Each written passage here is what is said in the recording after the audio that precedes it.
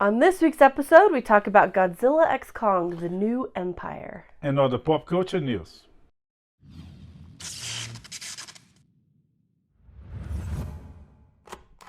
So is it actually Godzilla x Kong or Wait, we have a Kong? Hollywood star in Yeah. the news tonight. I'm the coolest. I'm not hungover or high, just diseased and broken. Yeah, she's high on disease. Yeah. Has eye problems, lung problems. She's healthy, she's safe. So is everybody else here. She's gonna be fully recovered by next episode, we hope. My gosh, I hope so. This is getting ridiculous. And But we're here for you, our beloved public. Yes. And on this episode, as she started saying, we watched Godzilla. It's versus. It was an end.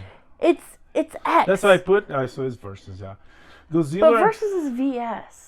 Yeah, or but that V. means versus too. Does it? What does it mean in English? It's either like Godzilla times Kong or Godzilla by Kong. I don't know. Yeah. Godzilla x Kong. In Portuguese, it means something similar to versus. I don't think it's versus because that's not a word in Portuguese. Or like versus. Against. Yeah. Anyways, whatever. But it is Godzilla versus Kong, the new empire. And what you thought? I thought it was super fun. She did watch. Yes. Her eyes were fine. My eyes were fine yesterday. It was riddled with every cliche and trope you can imagine. But the monsters, the Titans, were super entertaining, super fun to watch. And I thought the effects were all well done. And that's really all I was looking for from this movie. So it delivered on everything. Yeah, it was fun, entertaining, really, really well done. It had some little garbage intrusions here and there. It had some writing problems. If anything, on these Godzilla movies, this one specifically, let's talk about this one. There's writing problems concerning every time there's monsters fighting on the screen and stuff. Oh yeah, that's cool. That's awesome. Yeah. Well done. Roar, smash. Yeah. Bang! But when there's humans, it was like, what oh my gosh. the heck? Like I said, every single trope. It was like, think like 1950s bad sci-fi. Like serial sci-fi. It was so cheesy. Yeah, some things like over-explained, some things not explained at all. It was like, really, guys? Just like well, there's a quintessential difference between late Godzilla movies. Godzilla -1, the Japanese recent movie, there was a huge success in Japan, a huge success worldwide. Godzilla was a monster, was a threat, and the humans have to deal with it, and the humans have their own traumas, their own dilemmas they have to deal with. Yeah. And the human side was like really like powerful and emotional, and honestly could be a film all on its own. Yeah. And so when Godzilla shows up, like he's terrifying, like he said, he's a threat, and it's like bad news, and really just adds to the whole like human drama of it. On the American version, this one, for instance, Godzilla and Kong are like super friends. They're gonna save the day and fight all the monsters. And it's a relief when they show up on screen. It's like, oh, okay. We say, even though they did destroy Rio de Janeiro, which a lot of people would say, hey, good. But Egypt, one of them go to Cairo, and all it that. Really is an international extravaganza. Yeah, and all that is on the trailer, so it's not a spoiler. Yeah. So every time there's humans in the screen is where you're gonna find problems. It's like this trope, this little thing, writing, the garbage crap, and the woke garbage, all the little things that annoy us on every new movie is this one, and it feels unnecessary because the movie is Godzilla versus Kong and new empire, so new monsters. It's not about. I mean, when you want to do about relationships, focus on that, and the monsters are secondary. In this one, they kind of want to do both worlds, and they failed on the human one. On the monster one was pretty cool. I did think that the effects were slightly different than the other movies. Even the the theme, the color theme on this one. Yes. There was a lot more battles. I think all the battles maybe were during the day. When on the previous one there was a lot of night battles. That's true. You know, so the mood changed from night to day. If you pardon my obviousness, and other things about the effects, Godzilla looked like skinny and athletic. Yeah. And he runs and jumps, but like an athlete, not like running and jump like a overweight monster like he was in every other movie. Yeah, Godzilla's usually like pretty thick, but this Godzilla was snatched. If I could borrow from the parlance of today's young people. Yes, and the anthropomorphization of the creatures also was a notch higher than the usual. Like Kong's expressions, they were very human at certain moments. He was sad, or he was mad, or he was joyful, and there was that. Yeah, there was that, which like I didn't really mind especially if your human characters are gonna be so weak. Then to be honest, I don't know if I like it or dislike. Yeah. I just noticed the difference was quite obvious. Yeah. I mean, I think it worked for the way they wrote the plot, that it depended a lot on like the Titans' personalities and motivations. So I think it made it more entertaining, especially because, again, we can't stress this enough, how weak the human side of it was. That said, it was really fun. Like, if you like those cliches and tropes, like Indiana Jones stuff, but like poorly done, you know, it was fun. The whole thing was like just really, really fun. Yeah. And the things that were cheesy and dumb were just like funny, and I think it's really worth seeing. One of my piano students is an 8-year-old who loves Godzilla. He is going to eat up this movie. I'm so excited for him to see it, because he's going to love it. It's fun. And again, about the anthropomorphization of the creatures, it goes with how they write the monsters, the titans, the creatures. They are humanity friends. They are humanity saviors. Yeah, it's a totally different take. So, might also give them emotions, right? Feel sad for mankind suffering, and feel mad for the enemies of mankind. So I guess it goes with the writing. Is definitely a different take. Also to compensate for the fact that humans are not only poorly written and develop as characters, but they are incompetent. Monarch is out to take care of this for decades now. But like, what are they even doing? Exactly, that's what I'm saying. Like, they're monitoring. Yeah, but they could like tsunamis. They evacuate way before the waves hit the coast. Here they didn't, and as Mon Mothma said, many people died. Yeah. Like, and that, for me, that's like the most egregious plot hole. Did they? Maybe the magic of movies saved them. Maybe. Let's hope. Because while Monarch is like, oh my gosh, we need Godzilla to come save the world, only Godzilla and Kong together can do this, they're just completely ignoring the fact that like hundreds, I would love to see an actual death count. It's not less than 6 digits, probably 7. Yeah. Of like the actual human beings who died while Godzilla and Kong were trying to save the world. Like, yeah, it was a little out of control. And Monarch did absolutely no, like, oh, evacuate this city because Godzilla's sleeping in the middle of it. Like, oh yeah, it's cute. It's cute. You're gonna think it's cute, but overall, it's worth the matinee, the Tuesday night, whenever the ticket is cheaper. You can take the family, the friends, on a date. You know, it's not a movie that your date's gonna judge you. It's like, oh, he took me to see this movie. No second date for him. You know. In fact, there was a couple next to us that like raised the first date game to a level I've never seen. At one point, she had like lifted up all the armrests and was laying down across several seats, shoes off, while he massaged her feet with lotion. Her bare feet with lotion. And I noticed this, like, I smelled the lotion. I was like, what the heck? Movie theaters are supposed to smell like people and stale popcorn. But no, I was smelling lotion. What the heck? So I look over. oh my gosh. And then as they were leaving, I was like, this must be just a really cute old couple who are extremely comfortable in public. Nope. He was like, well, thanks for inviting me. That was fun. I'd love to get to know you more. What? Yeah. So, anyway, has nothing to do with the movie. It was so weird. I just need to share that. Yeah. Well, we did a lot of first dates wrong, I guess. Yeah. Anyways, Godzilla versus Kong, the new Empire, is available in theaters everywhere. You can go see it. You should go see it. Yeah. Let us know. Okay. Huge mood shift here, tone shift, whatever. We watched the much talked about documentary, Quiet on Set, The Dark Side of Kids TV. Yeah. And it was dark indeed. All the episodes are available on HBO Max. Mm-hmm.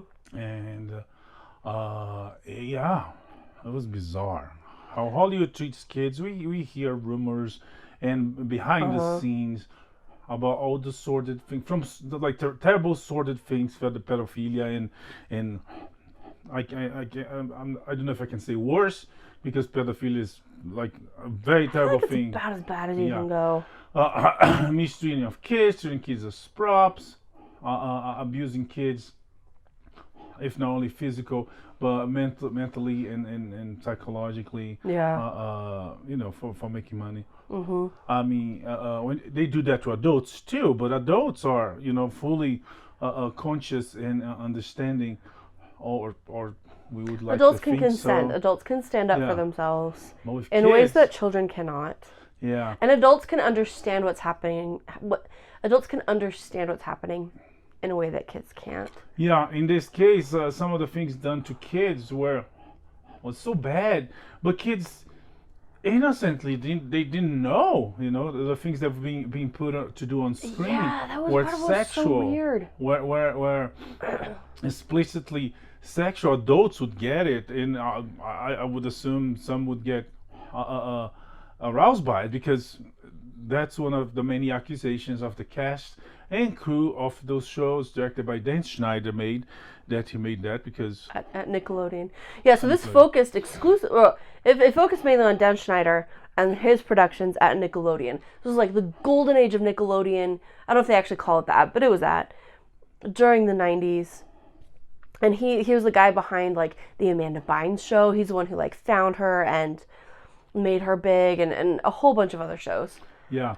That with people famous like Kenan Thompson came from that. Amanda Bynes, Drake and Josh, and many others. And they talk to former cast members, to crew members, writers, of the poor treatment they had. And one thing that I said many times, that the whole pay gap between men and women is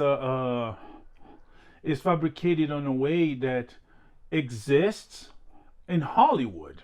They are the one that created that. They are the one that practiced that. And when people say come and to fight that, it's kind of hypocritical, because they like, let's fight that problem that is out there. Yeah. But the problem is in there. The call is coming from inside the house. Yeah, but it's like some sort of false visualing or hypocrisies. Really, because they finding a problem that they like to tell us, like, it's not a problem here, it's a problem everywhere, but it's a problem there that they created. And on this show, on this documentary, there's the evidences of that. Yeah. The two female writers were willing, they agreed to have the pay of one split in two for them. Yeah, like, isn't that banana? I can't imagine. It's just so bizarre that Dan Schneider insisted that women aren't funny, agreed to hire these two women as long as they were willing to split a salary between them. But people are so desperate to work in this industry, the jobs are so hard to get, that they were willing to do this. And that's part of what happened to these kids too. A lot of them talked about how they were, even when they were uncomfortable and did maybe understand what was going on, they were willing to be humiliated on screen. They didn't want to say anything to anybody because they didn't want to lose their shot. Yeah, because that means the They didn't want to offend Dan. They didn't want to get blacklisted by him. Yeah. They didn't want to lose their opportunity to be on Nickelodeon. The family's source of income. The family's opportunity to change life, and it's an industry of dreams and nightmares where people are used and abused. Because of desperation, because they want the glamour, and if not the glamour, they want the money. And so then all of that, that's just the industry itself. And then on these kids shows, and this is what we see unfold in the documentary, it's this perfect environment for pedophiles to come in and work with kids and manipulate them and their families and get them into a position where they're just completely ready for the most horrific abuse. And these kids, and like, we're not making this up, like, this has happened. People went to jail for it. Not nearly as long as they should have. That's a discussion for another day. But like this is stuff that is documented and happened, and people were arrested and people went to jail and for what they did to kids on and around these sets, or kids that they met and started grooming on set. And then some of these guys turned around after prison and all the rest and got hired by Disney to work on Disney Channel shows. Yeah. Like, it's crazy. But as crazy as it is, though, it's honestly not that shocking, because we've been hearing stories like this from, like, the beginning of Hollywood. Like, Shirley Temple tells stories about how she was, like, assaulted and harassed even as a child, and we hear stories about what happened to, like, Drew Barrymore, and how she was, like, given alcohol as a little girl at Hollywood parties and introduced to drugs, and, like, Judy Garland. There's just so many stories about children in Hollywood being exploited, abused, assaulted, all the rest. And, like, it's just so sad. It is sad. The documentary goes through then Schneider's abuse as a boss, and then it moves to a series of real and serious crimes around all that, where people, producers, were actually two of them, were arrested because they were abusing minors, using minors. Yeah. One was arrested with tons of child pornography, thousands of pictures of child pornography. The other one was arrested, accused, and went to court of abusing Drake. What's his last name? Drake Bell. Drake Bell. And that's probably the most. Bell, you sure? Yes. Okay. It's probably the most remarkable part, I think, was his willingness to come forward and be so open and candid and explain what happened. And his dad, too, explained and just laid it all out there.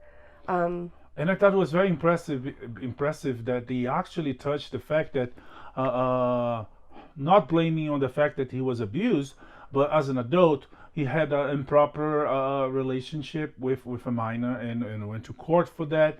And I thought they would, like, it's like, oh, this is about what happened to him. They're going to ignore that. No, the documentary actually goes through it. Yeah. Talks about it. I thought it was like, wow, that's how it should be. A fact is a fact.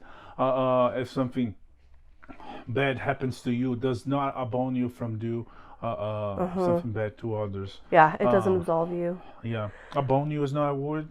I mean, well, it is now, obviously. Okay. But for those who haven't heard it before. Hashtag absolve you. Yeah. Yeah. I was just translating for our viewers who may not have heard that before. Bad. Abonio. Hashtag abonio. Yeah. Yeah. Interesting. Or even what's the other word for hashtag? Pound. Pound abonio. Yep. Nope. That. Sorry. Way to go. Made it worse. It's a serious moment. It really is. But the documentary is very interesting. It's very open, eye-opening. If anything, after the fact, a lot is being on the media about it. Keenan finally talked about it. Oh, good. And he said, "There's like, I wasn't all that. I never suffered, some of the things the other suffers. And when I moved to Keenan and Kel, then even though his name was there as creator, he was not really there. So." I cannot give you more than that. Yeah. So you kind of got lucky. Yeah. But Drake Bell, for instance, had so much to talk about, and then including after the episode aired. The network actually announced an extra episode coming. Yeah. Drake Bell is gonna talk more about not only what happened, but what happened after the episode, when the episode aired, and yeah, so it's coming soon. Is that date? April 7th. April 7th. Yeah. This is a really important one to watch, not just to like expose Hollywood, but I personally learned a lot about like being a parent protecting your child. As these parents talked about, because not a lot of parents participated, but the ones who did, I think, shared some really important things about like leaving your kid alone with other adults and kids having computers and being in touch with adults, like so many, speaking up and like making loud, like being loud and being heard, and when you feel like something's not right for your kids, because so many of these people could sense that something was wrong and something was off. And honestly, some of these pedophiles weren't even hiding that much. Yeah. But because of their positions of power, they got away with a lot. Anyway, so I think it is a really important one to watch, not just because of like the sordid details of Nickelodeon in the 90s, but also just to understand what does happen to children and how as adults we can keep them safe. So I highly recommend it. It's well worth it. Yeah, it's on HBO Max or Max, whatever they call now. Yep. All episodes are there, and a new episode come on April 7th. And it's a very, we have to reiterate more and more these days that kids have to be protected. Or so many places that people want to use, exploit, mutilate kids, like a return to dark ages where kids were, less than humans. So it's important to see that and to protect kids from these predators that some people on the left might say is like, oh, these poor people are diseased, they don't need punishment, they need help. It's like, once they commit the crime, they need punishment. Anyway. Yeah. Moving on. So that's what the things we saw this week. The fresh new things. Let's go to the news. Yeah. So a little look at how things are doing with box office, streaming results, and everything. Lindsay Lohan's new movie, Irish Wish, is doing well enough that Ireland is kind of hoping that it's going to help boost tourism. I saw that. When I saw that, I was like, really? Yeah, I didn't. I was like, really? You post a picture of one of those hills. I was like, you don't need Lindsay Lohan. It's enough true. Lindsay Lohan being on the hill, on the cliff, didn't really add anything to it. Yeah. Although it was delightful to see her like happy, healthy, being successful again. Yes. Yeah. It's a cute But movie. there was also child actors that went through the whole trauma. Yes. Especially little girls. But again, since what happened to this boy in this other show, and then what happened to a lot of other boys. Corey Feldman. From kids, from little kids, cute and funny. There's a moment in between that and adulthood that they try to sexualize on camera, and who knows what they do behind the cameras. And it especially happens to the Disney Channel kids. Like all the examples I can think of are girls from Disney Channel. Yeah. The most extreme examples are from Disney. So, anywho, I just worry, man, when I see a child actor who's like doing really well, getting really popular, I'm like, oh my gosh, I really hope this kid's gonna be okay. Yeah. Because it's rough. Okay, anyway, speaking of Disney, so there's kind of a rough revelation. Disney eras. Oh, this one is not. This one is not. One is another of the public management administration mistakes that Disney is making. There's a guy now trying to force his way into the board to change things because he thinks what they're doing is wrong, and it is wrong. It's like it's displeasing fans. It's losing money. Yeah. For instance, he was like. It's like he wants back to classic Disney, and then this guy's fighting Bob Iger, and some people are taking Bob Iger's side. It's this whole battle on the board, and he's trying to get in to get another CEO because the woke garbage he thinks is a problem. It is a problem. This one is not so much about woke stuff, but more about I don't know, a bad decision, poor decision, poor use of money. The new Taylor Swift Eras tour cost Disney $74 million. So to get the streaming right, just to get the rights to stream it. Yeah. So they paid that much, and the show made 4.6 million views. Around the same time, Damsel, the new Netflix movie, cost them to make, to post, to keep it. No, to make only. Yeah. Let's only talk about make. Cost 60 million.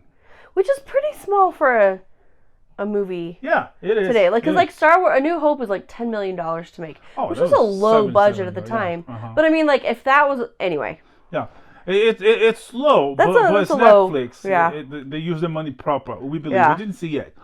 And on the first 4 days, made 35.5 million. So much more. So the investment and return on the case of Disney, I was like, wow, Disney is another mistake they made, which is not helping things there. Yeah, it's just weird because like you said, it's not. There is the obnoxious virtue signaling that has taken over a lot of like the actually good storytelling, or that's become a priority over storytelling, which Disney has done an incredible job of in the past.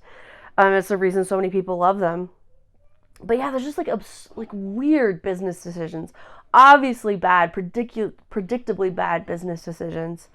So anyway, I hope they get it together and figure things out. Talking about bad decisions, they decide to go against the governor of Florida because of a law protecting kids in Florida, right? And the irony. So they decide to go against their law, and they sued the governor of Florida for that. But this week it came to an end when they decided to settle. Because, well, there was no win, so another loss for them on this whole mess. Yeah, it is. Okay, another loss. It's not all terrible. Because all comes in 3. No, this is terrible too. No, I'm saying, but not everything we have to say today is terrible. But this one is. This one is. X-Men 97 performed worse than What If. Yeah, What If that was released in 2021 on Disney Plus only had 31 million subscribers. They have much more now, but the show is low ratings. Not doing great. It's doing, I mean, the critics are loving it and some people are loving it, but it's very, I mean, not as much people as one would expect it. Because the fan of the classic show, this is like a reboot, are discontent with, again, the woke garbage infiltrated in the show. Especially considering that the show is called X-Men 97. It takes place in 1997. One would think. Yeah. So, it's like, come on. If the show was now, a lot of people would say no. The show being 97, it's like, come on, you guys are idiots. And that's besides the one of the producers, one of the creators being fired because he had an OnlyFriends account. But anyways, let's move on. Let's talk about other things. Okay. Speaking of bad business decisions, they announced that the new Pirates of the Caribbean movie is going to be a reboot. What's a bad decision? The reboot or making a new movie? Both of them. This franchise they did it hard, and it's been over for a while, and I think we're all fine with that. And now they're going to reboot it. Pirates of the Caribbean, the first one of the best Disney movies. Like, it's so good. It's so funny. Great cast. Johnny Depp, dare I say it, his best. Like, such a fun movie. Post-credit scene. Which one was that? Wasn't the first one that he comes back? Oh yeah, it was in the first one that it was Jeffrey one. Rush. The third one. That was it? I don't remember. They have this whole thing that he Orlando Bloom becomes the new immortal pirate on that's later. That's in like the third one. I guess it's the third one maybe. Yeah. Okay. Yeah. But anyway, so like, wasn't Johnny Depp nominated for an Oscar for that? I can't remember. Crazy. He could have been. Like, it's such a good movie. Did they need to make some? Anyway, it's dumb to make another one, and it's really dumb to reboot a franchise that they already did right the first time. And that's already failing. The last it's not even 20 years old. The last two. But again, is the politics of the day, the agenda, the work agenda. They want to. Well, first they didn't say it would be a reboot, but it would be all female. Yeah. Which is so like, pirates. Anyways. Okay, well, they've already given us gods and Aztec curses and all the rest. Sure. It's pirates. But now not it's a fully pirates. on reboot. You'll see. I mean, maybe. I'd rather not wait. Maybe it's not happening. I still didn't see the fourth and the fifth. Yeah, me neither. Yeah. I feel like that's when we can let other people watch it first, and if they unexpectedly rave about it. They mentioned Margot Robbie, which is that would bring people to the theaters. Might. Ayo Debiri is also very talented. That's true. As soon as we saw her on Bay, I was like, wow, this girl is good. Yeah, I like her a lot. And she is good. But again, depending on the material they give to her, the writing. But anyways, moving on. We'll Enough see. pirates. Okay, speaking of rebooting franchises over and over and over again, there's a new rumor about Spider-Man 4. Yeah, this is sad and terrible, but it's expected. I would not expect less. I mean, this kind of crap from Disney, it was super expected. That the new Spider-Man, Peter is gonna stay back and give room for Miles Morales, which is for me it's a terrible decision because we don't have enough Spider-Man movies. We have nine. Yeah. 3, 2, 9. But like with comic books, we have one every week, so we don't have enough. Fair enough. And forget about the number of comic books. In years, you have the character for decades. Yeah. You know, it's not like James Bond. They have 29 movies. Is it really that many? Yeah. Jeez. So, but Disney wants to, inclusivity, diversity. We want a black kid. So it was expected that one on the second. I think it was Homecoming. They had a cameo of Miles Morales' uncle. Yep. Just through there, it's like some people not even understood. It's like, oh, I was like, I have a nephew. I was like, oh, so whatever. Some people that knew the comic books or knew a little bit more knew. So it's expected. Yeah. Well, Tom Holland said that he only comes back if it's worth it. But it's like, come on, worth it, like money wise, because they will pay. He very quickly got to a place in his career where he only works if he really wants to. Yeah, but he doesn't ever have to work again. Whatever they do, they will pay. So that's sad news, but it might be more than a rumor. It might happen. Yeah, which just makes no sense. Like Peter Parker, everybody loves him. Yeah. Oh well. Okay. And he's just a kid. It's not even the adult part of Peter. There's no Mary Jane. He never get married and have to deal with all that being. Anyways, moving on. Yep. All right. This is a really interesting, possibly reported rumor coming from the MCU about Henry Cavill. Would be Wolverine. And this is a co-Wolverine? Is it what? This is co-Wolverine. Wolverine. I think that's a typo. Oh, okay. I hope so. Yeah. Because he's kind of a one of a kind. Yeah. Yeah. Again, Cavill is talented. He's good looking and he's strong.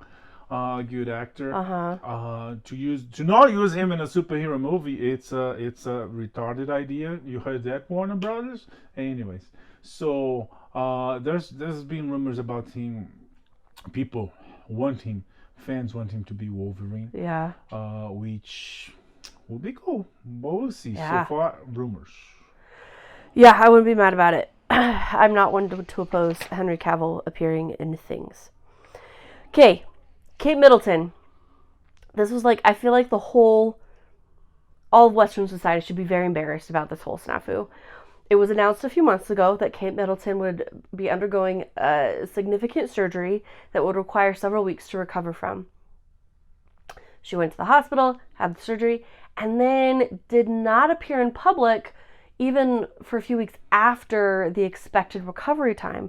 And then the palace released this picture that was obviously very badly doctored, and the rumor mills went crazy and jumped straight to she's dead, he's cheating on her, he's cheating on her with the Marchioness of whatever. It just got really ugly really fast. The Marchioness. What's a Marchioness? It's a noble title. Oh, okay. Apparently there's an old friend. And then this poor woman, people were giving her such a hard time because she's lovely, but she's no Kate Middleton. It was so bad. Especially when you consider that this is like Diana's son who's already gone through. Anyway, she finally released a video explaining that she has cancer and she'd been undergoing chemotherapy, and that's why she hadn't been making public appearances. Yeah, and so everybody that made fun of it now is apologizing. Some made really hard fun jokes inappropriate, because some people do inappropriate jokes, period. Yeah. And some people did like silly jokes. Like Blake Lively, she made a post with a picture releasing her new mixer. And one of the hands is like clearly badly photoshopped. She's like, here, I took this picture today. I don't know if that's the same thing that Kate said it, but here, I took this picture today. It is badly photoshopped, which I honestly think, I don't think an apology was necessary, but she did apologize for it. Which was the classy thing to do. Yeah. I think, because she released that, she dropped that picture like the day before. I think a lot of other people owe the royal family an apology. Yeah. And not just like the people who are making jokes, sure, but like the people who leapt straight, who like just spread all these horrific rumors about them and about William and all the rest. Like, oh. Yeah. Anyways. Okay. Let's get to some fun stuff. It was her talking about cancer was very, very, very interesting. She talks about how she's fighting it, and she's with the people that are fighting it, and we all, meaning her and other people fighting the same situation, shall fight and win this battle. Yeah, it's a hard one, especially given like their kids are so young. And this comes really close to the announcement that Charles III, right? Yes. Also has cancer. Yes. England doesn't have a great history for King Charles's. One was exiled, one was beheaded. Like, now this one has cancer. Like, he could pick another name, but he could, or his mother. This is like the one thing about Elizabeth II. Like, what was the thought process here? So many other. Anyway, but that's I'm doing what I said people shouldn't do, so I'll stop. Okay, let's talk about Jerry Seinfeld for a minute. Jerry Seinfeld has what was it about? He was featured in Bloomberg this week because his net worth has surpassed $1 billion. So, in a very smart way, he makes people laugh. He's pretty impressive, yeah. He jokes and makes money, and he's been making money not only through the show. How much from the show? About half of it is from the show. Let's see. Netflix. So he gets Turner paid him $1 million per episode. Yeah, he has to air the reruns. $465 million from syndication, which is the show airing in all the TV stations you see in the country, reruns, right? Yep. Also, the Netflix deal got him. The Netflix deal got him personally $94 million. Mm-hmm. The total deal was like $500 million, though. Yeah. So Seinfeld is worth, like the show is worth a lot, and then he's also been able to rake in $100 million just from his stand-up tours. Yeah, he's still touring. And yeah, we talked about Adam Sandler the other day on how these people, good comedians, are very smart. Some have very serious mental problems. We heard of drinking and depressing, but the ones that are able to overcome that, or the ones that don't have that, not all would have that, they are very smart because they pick simple things and they make fun of it. They make it funny. They make people laugh at something. So what's the deal with, the simplest things, like bathroom was in the airport. And they apparently they are smart with finances and management of their careers, to the point that Seinfeld is, he's worth a lot. Well, and I think too, it helps that it's a commodity that people are willing to pay for. We saw this phenomenon during the Great Depression, even though this was a time when he was around the Great Depression. He wasn't, but the entertainment industry did really well while the nation's economy just like fell apart and people were unemployed and struggling to like even feed their families. They would still spend money to like go to movies, have radios in their homes, buy toys. That was still something that people prioritized. Like entertainment, specifically like comedy and laughing, is something that's really valuable. Yeah.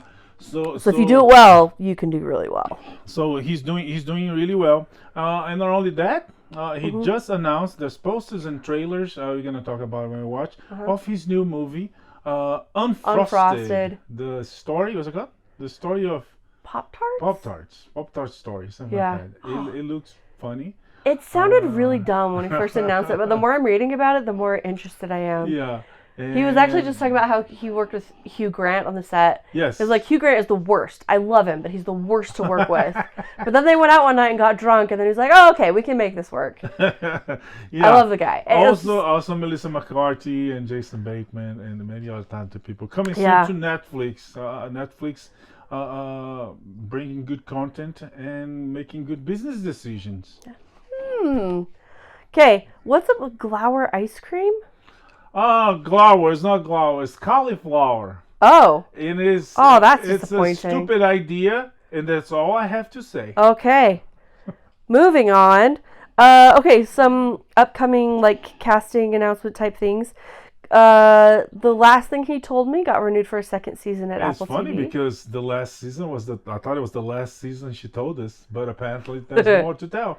Yeah. I mean, I would never say no to more Jennifer Garner, so yeah, bring it. Yeah. Yeah, she's fun. Scarlett Johansson is in talks to star in a new Jurassic World movie. Okay, I don't know. Sure. I feel like at this point, the Jurassic World franchise, we're you here for the dinosaurs. The name, right? What was the name? Oh. Jurassic City. Jurassic City or something? Yeah, Jurassic City. Again, my bar for the plot is really low. I'm here for the dinosaurs. Yes. And maybe some cool music, but mostly the dinosaurs. So, if Scarlett Johansson wants to join in, I don't blame her. That's probably really fun. Yeah. Okay, what's up with Joker 2? Joker 2 is mostly, according to the producers, mostly a jukebox musical with at least 15 covers of well-known songs. Given that Lady Gaga is a really talented singer and performer, it promises at least those parts are going to be really fun to watch. Yeah, we'll see. Well, maybe fun's not quite the right word, but worth watching. Yeah.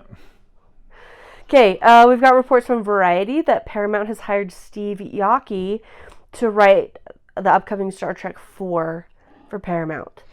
Which will be the last one of the Kelvin timeline. Mm-hmm. He is the creator of The Flight Attendant with Kaley Cuoco. Which season 1 was really good. Season 2 was, it dropped a little, but it's tough. It's tough to follow. I think the suspension of disbelief got a little bit harder. In the first one, I totally bought it. In the second one, yeah, it was a little bit harder the character development, it was she struggled to all first season. Yeah. And then she evolved. And then a couple episodes into season 2, she fall apart again. I don't know. Maybe it's realistic for people that have that kind of problem, but I thought relapses are pretty common, but I thought it was for audiences that are unrelated to the problem. It's kind of oh, come on, Kelly. I mean, her name was not Kelly, but Yeah. I forgot her name. Yeah. She's I like watching her, but she's never not Kaley Cuoco. Which is good. It's the star system, She doesn't have to be method. Yeah, no, it's true. But some actors, I just see the character. Gary Coleman disappears into the character. Some people Kaley Cuoco is always going to be Kaley Cuoco. Some people try and fail. So, it's true. Yeah. Anyways. Like a serious Kevin Hart. It's we're going to aboard that plane. You're going to steal that money. We have a mission to do. It didn't work. We're serious people. Yeah. It's like Joel McHale trying to be sincere. No, bud. No. Let's see. You had written 2016?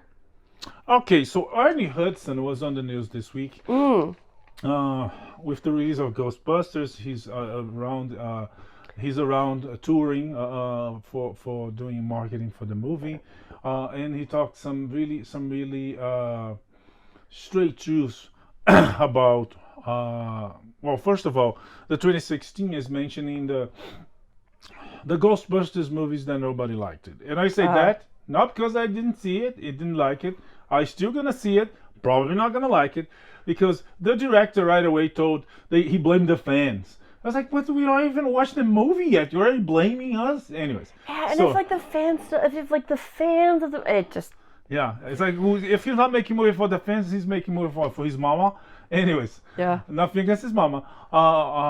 Or maybe it's her fault. But anyways, so Ernie Hudson came to talk about Ghostbusters 2016 that nobody liked it. and he apparently he didn't like it either. He was very honest. I was like, yeah, I don't know. It's like it was a missed opportunity. It didn't work. It wasn't good.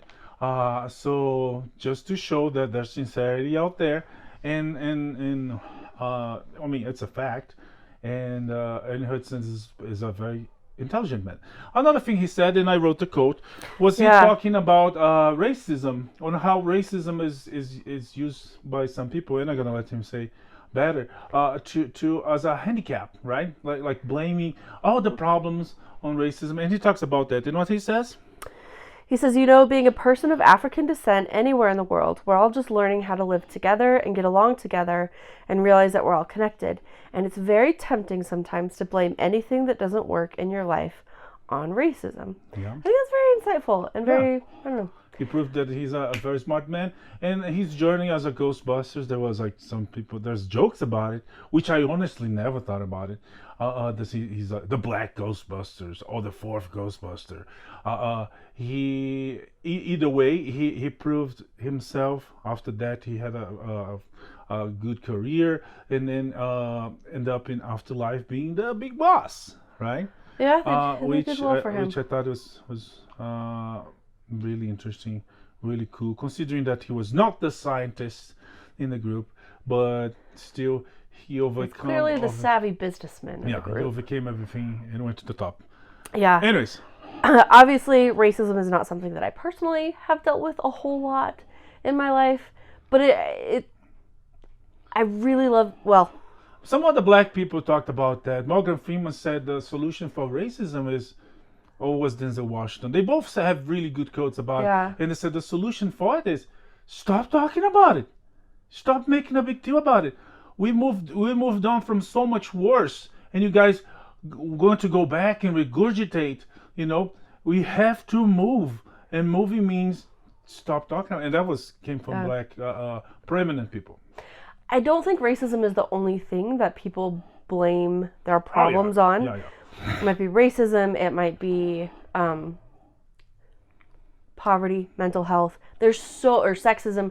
There's so many different things. And those things are very real and very challenging, and they still very much exist today. I don't want to deny that existence, but I really appreciate it when people come out and point out that, and I've had people point this out to me too, and it's really helped me in my own life, point out that stuff sucks sometimes, but you still have your own agency and your own abilities, and you get to make some choices about how you're going to deal with it. You are a capable person and more than just a victim of whatever garbage is in the world. Yeah. Again, not denying that there's garbage in the world. Yeah. But if you identify as a victim and shut down, that's so sad. Yeah. You could be more. Anyway. Yeah, you again, coming from a pretty privileged person, I get that, but you play with the cards life deals you, and if you do your best, and like he said, you can. It's possible. That's the message he wants to convey. That nothing should stop you. Only you can stop you. But yeah, moving on. Okay, this is an unexpected one. So there's this disorder called. Give me a second. It is a tough one, so I'm going to sound it out really carefully. Prosopometamorphopsia. Good. Okay. This is a disorder that causes people to see faces in really distorted, even demonic ways, really distorted, Have you seen the grotesque. pictures? Yeah, I googled it because I never heard of this before. But it's bizarre. Apparently scientists have created accurate, what is this? You read it. Yeah, it's accurate replicas, how would I look like those face demons that people that see face demons see. It's not as bad as it sounds, but it's bad. And it's bizarre because it's not even hallucination, seeing a whole made up face. They would look at a normal face, and because of this whatever happened in their brain, they see instead this super distorted version.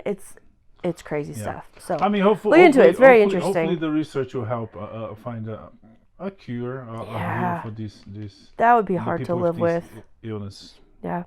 Okay, let's end on a light note. This year is the 40th anniversary of Footloose, and Kevin Bacon has accepted an invitation from Payson High School to join them at their prom. to celebrate the anniversary of the movie and also their last prom there because the school's getting torn down. Yeah, and if you don't know, they did shoot the movie in that area. Yes. So he originally wasn't going to come or do anything for it, but this high school invited him, and he was cool about it. That's cute, and it's cute that kids still into that movie. So it's like, of course. Yeah. It's a cool thing. It's Hollywood, a cool move. Hollywood stars like fits the kid to think I'm a superstar. Yes, of course I'm going. So yeah. Why not? So that's a fun one. Yeah. What else do you have? That's it. That's the whole list. That's it. Oh wow. Yeah. That was so short. Was it? Was it really? Well, that's it for this week. Next week we come with more. They're gonna watch. We're gonna talk about it. Leave your comments, your likes, your subscribe, share, tell people out in the streets. It's like, hey, do you know about Retina Weekly? And invite them to like us and share us and tell us your opinion. Next week we'll come back with more with exciting news and not so exciting news, and some fun stuff that we're gonna see, and some not so fun stuff that you're gonna see, because you never know. I mean, some things we know. Some things is like we'll take the hit for you. Some's like sure, let's watch it, but we will. Anyways, one that I'm really excited about is Guy Ritchie's, what is it, the League of Ungentlemen? Is that no, it's not League, because there's the League of Extraordinary Gentlemen. This is something different. The Bureau of Ungentlemanly Warfare. I think so, yes. Something like that. Either way, it's basically Henry Cavill going savage on a whole, but like it's gonna be so fun. Alan Richmond is on it too. Yeah. Alex Pettyfire. It's a good Guy Ritchie, World War II, Henry Cavill. Guy Ritchie's sold. It's such a ride. It's such a good stuff. Yeah. If you've never seen anything, you should. Anyways, but it's not coming soon, is it? I don't know. Let's just see what the. Yeah. Well. We next do. one I'm yeah. super excited about. There's Furiosa. There's so many other things coming soon. And next week we're gonna see. I can't remember. Okay. But we will. So that's it for this week. May the force be with you. Live long and prosper. Bye. Bye.